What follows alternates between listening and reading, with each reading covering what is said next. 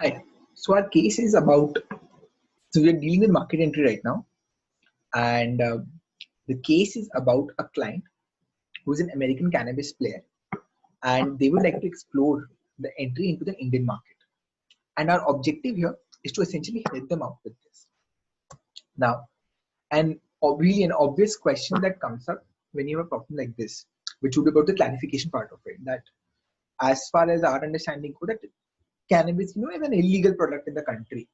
So is this even a problem that can be solved right now?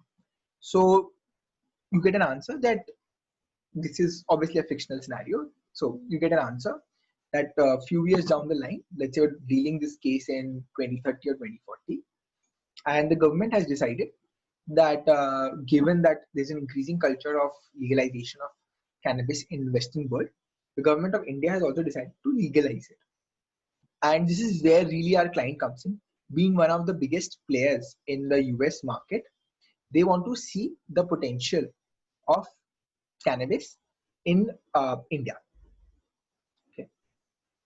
So now really the question then is, then how do we essentially go about establishing the process?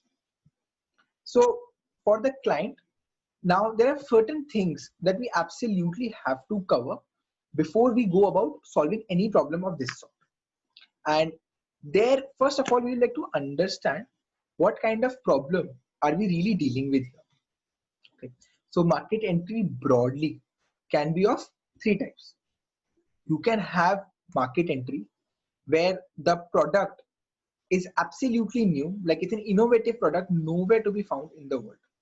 That is one kind of market entry we can have. The second could be, so this is there. Clearly, this is not that kind of a case. The second is that the product exists elsewhere, but is new to this given geography. Right? Kind of what we have here, or that similar product exists in this geography. The case that we are dealing with probably falls somewhere here. That obviously there's a gray illegal black market which exists right now, but as of this moment, there's no formal player who exists, and the formal legal player exists elsewhere but are new to this geography. So we are somewhere dealing in this crack between these two scenarios, depending on how you see the problem. So it's a good idea to know about this because this gives us a particular lens to view the problem further as we start building our case. Now, how do we start off? So clearly, there are three things that we need to absolutely cover up front. And with our initial probing questions, we've already started understanding what is happening in terms of the both this part, understanding the client and understanding why they're entering it. But let's get into the details of it. So understand the reason of why the client is exploring the Indian market. Now, typically, there can be multiple reasons. There are reasons that people want to just diversify their holdings. People want to have, I don't know, they want to enter a market for brand recognition. But my understanding is that everything, or whatever be your initial reason or whatever be your said reason, eventually the target is profit. That you want to make a profitable business out of it, and all the activities that you do, brand building or whatever, is with a or just gaining market share, not looking at profits at initial point, is all with an objective of profit. So I'm going to keep this dollar lens up front when I start building my solution. However, one thing also that needs to be kept in mind is that all of these targets have to be time bound. Whenever you are talking about an objective of the client, so whatever be the stated objective, okay. So these two things will essentially flow together. That let's say they want to enter the Indian market because they feel okay, 1.2 billion population, 1.3 billion population. Even if penetration is not very high, even if the market size, a fraction of that will also be a huge market size. Capturing a fraction of that itself will be like a huge potential. So they really want to tap into the Indian market because of its population. And that's why they want to enter. And given that no other player has entered right now, they will want to do it very quickly. So the client wants to tap into this market because of its high population. And they would want to essentially do this very, very quickly. So here you might want to pin this down to, what are the targets that you're assuming? So in 1 year, what kind of market share are you targeting? Or is there, let's say, net number of revenue or of profit that you are aiming for?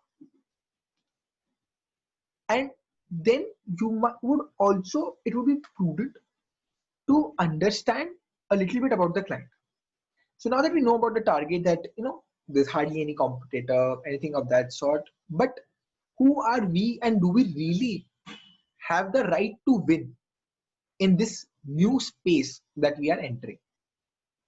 So we would ask, okay, so can you tell me a little bit about our client? Where does it operate right now in the US? What part of the value chain really the client lies in? And the good part about understanding the client is that you get a sense of their existing capabilities.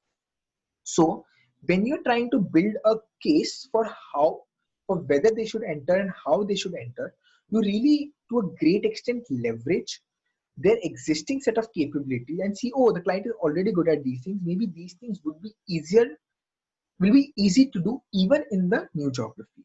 So that's really what we are doing when we're talking about gathering knowledge about the client.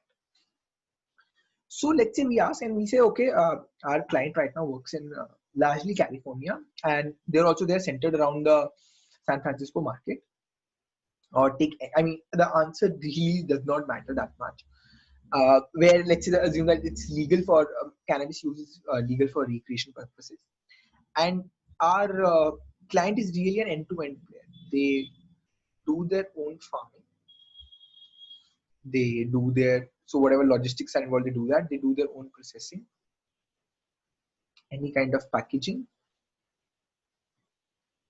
and then they are capable. They are essentially the distributors and the retailers as well, and they do this by three routes. One is they have their own website. They have their physical stores where people can come, they can try out different products, and to a very limited extent, they have third-party involvement. Okay. Existing small shops who want to add this dimension to their offerings, so they kind of partner with them also, so that they have access to niche clients also.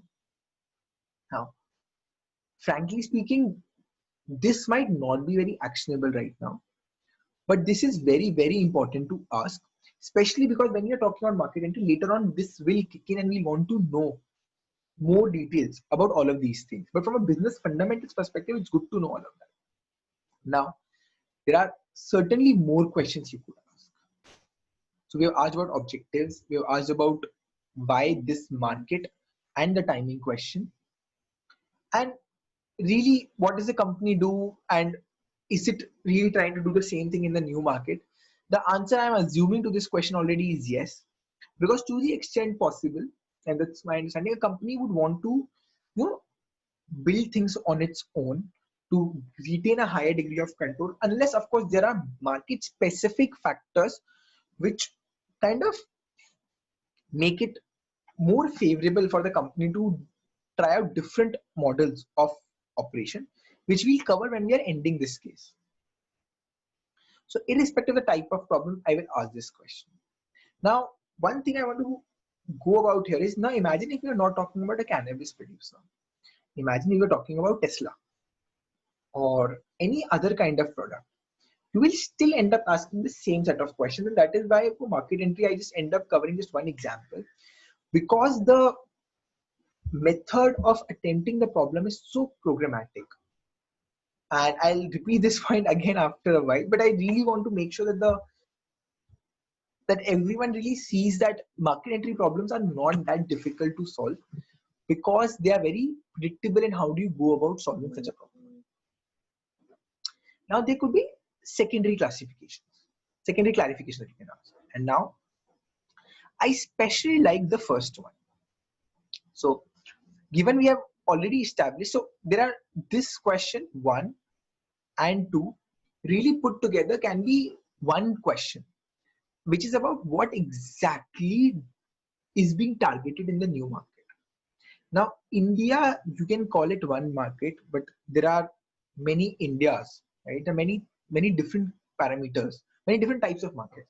There are premium markets, sub-premium markets, there are rural markets, urban markets. Now, a player who they are entering at this point of time, even if they have ambitions of capturing the whole market altogether, there has to be a staging to it. That this is what we'll target first, this is what we'll target next, and we have to understand that when we're doing the market entry, because we might want to have the first market captured and then consolidated. So it's a good idea to ask is not treat India as an entire homogeneous market, but ask specific, is there a geographical dimension to it? So let's say urban versus rural makes sense. So let's say in this case, we're just doing urban, and to the extent possible, we want to get established in the whole value chain. And on top of that, what you can do is, if let's say you're more comfortable with a particular city, let's say Mumbai or Delhi, maybe you want to solve the case just for that, because in the case interview, you're just trying to show your understanding of the fundamentals. It's not a lot that you want to really try out. Okay, if you can do it for one city, you can pretty much follow the same process. You might get different piece of information, come to different set of conclusions, but you can follow the process there as well. Now, you might want to understand the product a little more, maybe not so relevant in this case, but in some of the other instances where the product is more unique, okay, you might want to understand a little bit more. Here also we can ask a question, which I was planning to ask later, but we can cover up. So what exactly is the product like? Are we, and this relates to the question of the market again, that is it like a premium product? Is it like a non-premium product? What are you talking about? And let's say our client deals with very, very premium product. Okay. So now my market is also further refined, and it's not just Mumbai. It's going to be a subsection of Mumbai, which is upper middle and above income strata of the Mumbai society. Okay. And then you could ask other questions wherever relevant. You could ask about disadvantages, side effects of a new product, if you think that would be, it's an important driver of your problem. So mix and match the questions as far as required. Top 3 definitely required, and then others you can choose. Now, again, the point about being programmatic is very relevant. These are the essential steps I will cover irrespective of the problem. If I have to do it for Tesla, I would first check out financial feasibility, check out barriers to entry, check out operational feasibility, check out financial feasibility again, and then decide how to enter the market and become the best player. Maybe a phone manufacturer, pretty much the same. So, and even within individual market entry cases, what you will find is that there are other types of cases. So market sizing, it will end up being a guesstimate. And that's why it's useful to actually tell. So the way I would introduce this case is I will tell the interviewer that these are the broad steps I want to do. And within, let's say, financial feasibility, I want to look at the market size, the market growth, the market share we can capture, and really the pricing, the costing, and then the net profit that we can get to get a sense of what the financials we can possibly earn out of this market entry process. Now, market sizing will now gravitate towards a, then turn into a guesstimate. Market share understanding might actually turn into a discussion which is fairly like a P&L kind of a discussion, because the main issue you're talking about is, can we generate enough awareness? So what does that depend upon? Do we have enough marketing done? Do we have the right kind of marketing done for the target audience? Then once people are aware, what's the next step they will do? Is there an intent to purchase for the product? Do they like our product or not? Okay. So that will depend upon the quality of the product, the perhaps even some extent to the packaging of the product, you know, what are the paraphernalia that comes with the product, how easy it is to use. So really, so understanding the product and all the associated elements will be what generates the intent to purchase or the likeliness. And then let's say they are aware of it, they want to purchase it. The third question will be that, can they really purchase the product? And is there physical access to the product or not? Can, let's say if you are talking about deliveries, is there some kind of operational barrier to the receiving the product or not? So covering access. This is very similar to what we might end up doing in a P&L kind of a problem, that if our product is not selling, is it an awareness issue? Is it a intent to purchase issue, or is it an access kind of an issue? Okay. So this would turn into perhaps a part of a P&L problem. Pricing itself is a different kind of a problem. Operational feasibility, when we talk about production, distribution, marketing, again, very much like a P&L kind of a problem. So clearly a market entry problem as I think is also intuitive, is really build up of different sets of problems, and that's why the creativity or the context specificity comes from there. But overall, the framework remains pretty much the same, and that's why I feel that they're pretty easy to solve for. Now, let's actually see how we would attempt all of these points in this situation. So let's say we're talking about market sizing. Now, for this product, and we're talking about now, we've narrowed the product market down. So we're talking about Mumbai and upper class population. So we try to build ground up, or we can use a proxy. Now, building ground up, that's the guesstimate part of it. So in, let's say, more commonly used or more till now legal items, it might be easier to do because you have some use case, some substitute. But the problem is here you don't have a direct substitute also that you can use to figure out what the number is. So it might be a little difficult. You can still try to do it. You can put an age filter. You can put perhaps to some extent a gender filter that more societal acceptance, more people typically pick up these habits when they go to colleges. So maybe only the people who have gone to colleges would be your primary usage case. Now, all of these are not perfect answers, but these are things I might consider to build up a solution to get to a number. So I remember reading a government report while I was preparing for this case that I think last year the government did about 2 to 3% of the population has been reported to use cannabis. Now, this would be from all strata of society, but let's assume that it's fairly homogeneous. Okay, so 2 to 3%, I could use that as a number. Now, I'm not supposed to use this. I'm not supposed to know this. So what do I do? And building up seems difficult and time consuming. What I can do is I can use a proxy. I can find another market where I can find similar set of people and figure out what the usage there is. So given our client operates in San Francisco, so let's ask, what does the urban San Francisco upper middle class kind of buy? What's the market size there? And let's have the total population there, the market size is, let's say, 8 to 10%. Now, you might want to rationalize this number further. Now, this could go up, this could go down.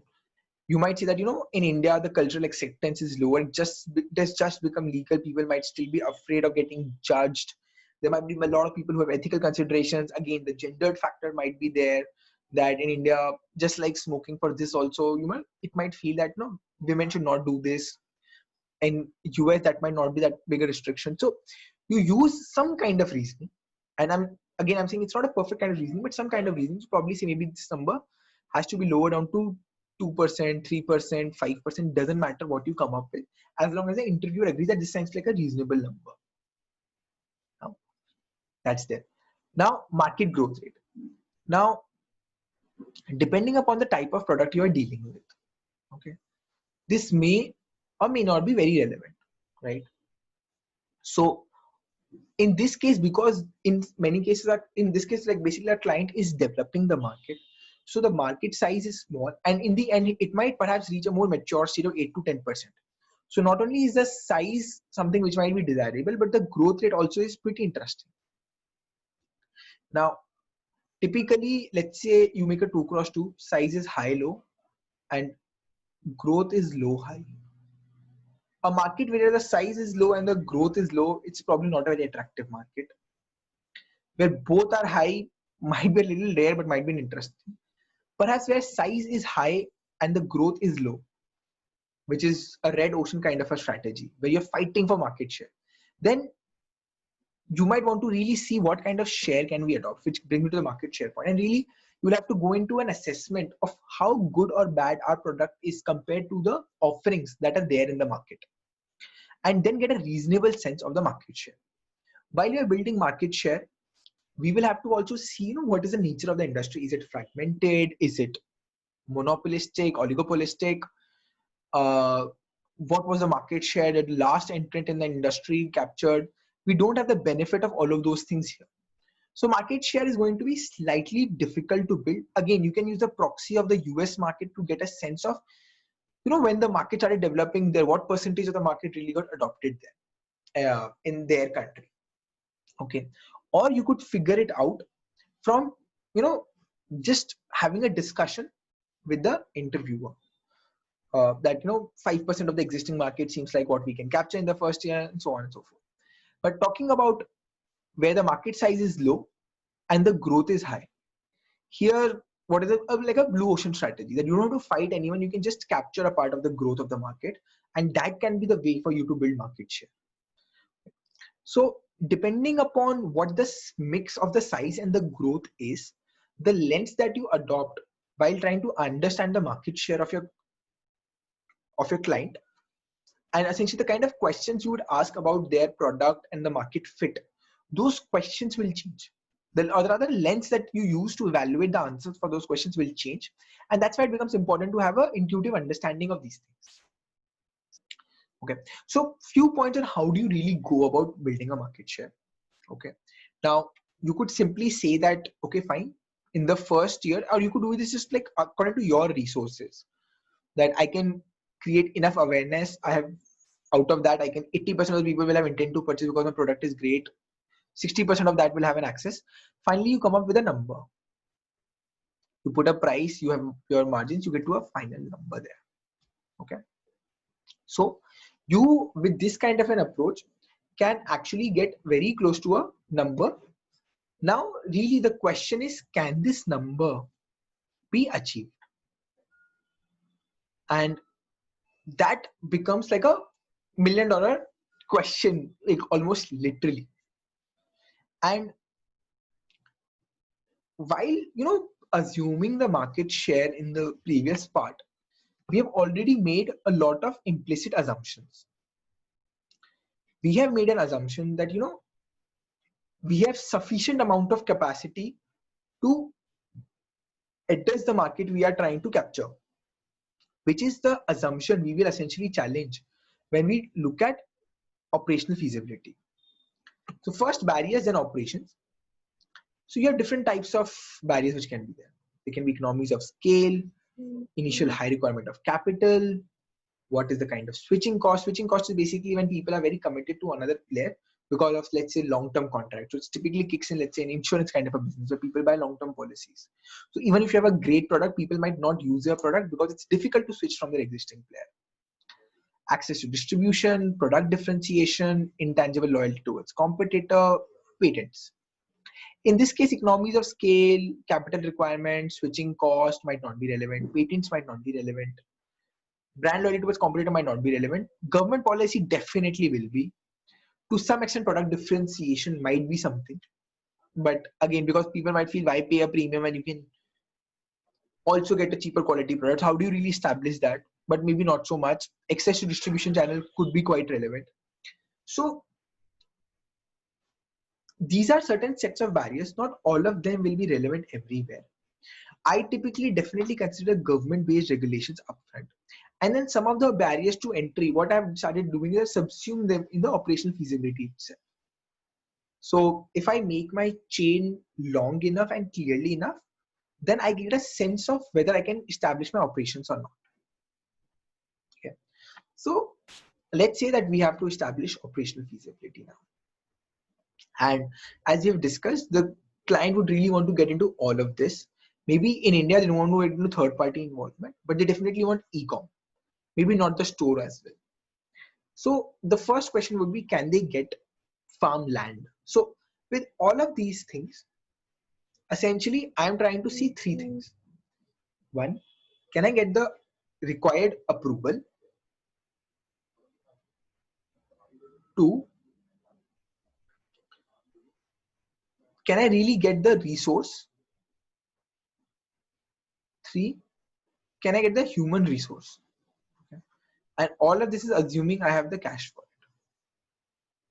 So will I get the approval to establish farms of my own? Let's assume yes. Now, will I be able to access the farm? Will I be actually able to now, even though I have approval, will there be enough number of buyers? Will there be someone who I can get the right kind of farm location? And then can I get skilled farmers to actually work on this? So same way, logistics, same with the processing facility. Do I get that approval? Do I have the resource? Maybe if I'm trying to get a processing facility, in, let's say, an industrial park. People in the industrial park might not be very comfortable because, let's say, there's still taboo around drug processing. So they might feel they're uncomfortable with it. You might not get the right kind of human resource to do that. And it might be difficult for you to get your people from America because of work permit. So there are a lot of things which can go wrong. And these are really the things you will try to see. From left to right, you go with every subsequent step. You're seeing, can I establish this step in its entirety? Then about packaging, then about distribution, then about e-com. And what will happen is that you might figure out that your capacity at different points might be constrained. So let's say initially when we did a market share estimation and we just discussed with the interviewer, like I said, there's no clear way of getting the number. You'll have a discussion with the interviewer and you come up with a number that, okay, in the first year, I can service apparently 1 lakh people. That will be the demand for me. But while doing the operational feasibility, you find that you can get farm access only for 80,000 people. You can grow enough only for 80,000 people. You can process only for 60,000 people.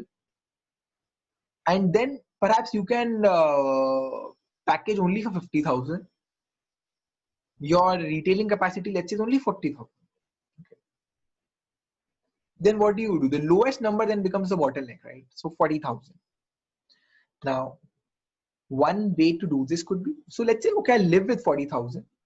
I go back to my financials and see if I put my pricing, my cost structure and everything in 40,000. Am I still in the green? I might be red, by the way, but that's again, there's a limit to the losses I can incur. And this is like example would be, let's say, Uber. Even if Uber's objective is to, let's say, gain market share over, let's say, Ola in India, tomorrow Uber can price their product for 1 rupees per liter. And they might really decimate the competition out of the market. But in the process, they might make unacceptable level of losses. So even when the objective is to build brand presence and all of those things, there's an acceptable level of loss you're willing to make. So here, while the client is, really trying to get a foothold into the market very quickly, but at 40,000, maybe the fixed costs are not getting squared off enough by the amount of things we are selling. And the losses might be simply impractical to bear. So we have that speed angle in mind. So we maybe say that, okay, fine.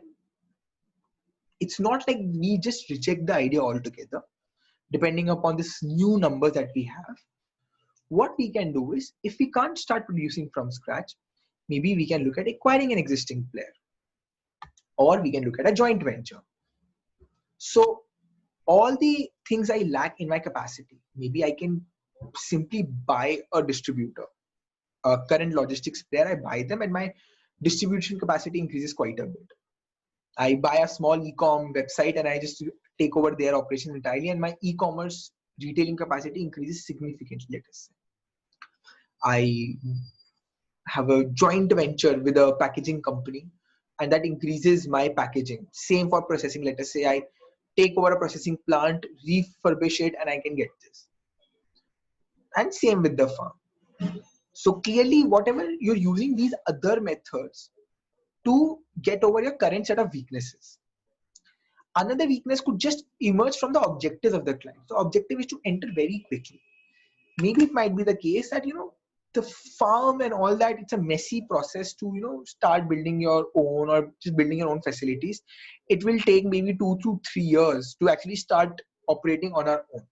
And your client might feel that while I can develop my own capacity, but 3 years is simply an unacceptable amount of time for me to do this. So while they are operationally viable in 2 to 3 years time, the client is not ready. They need it in 6 months. That might also be another reason. So capacity is one, and the second is about the timeline. Might be another reason for them to explore joint ventures and acquisition. So really broadly, if I'm talking about a market entry problem, these are the kind of things I would end up looking at when I'm doing this. So what's really applicable in this case would end up being applicable in a whole variety of market entry cases as well.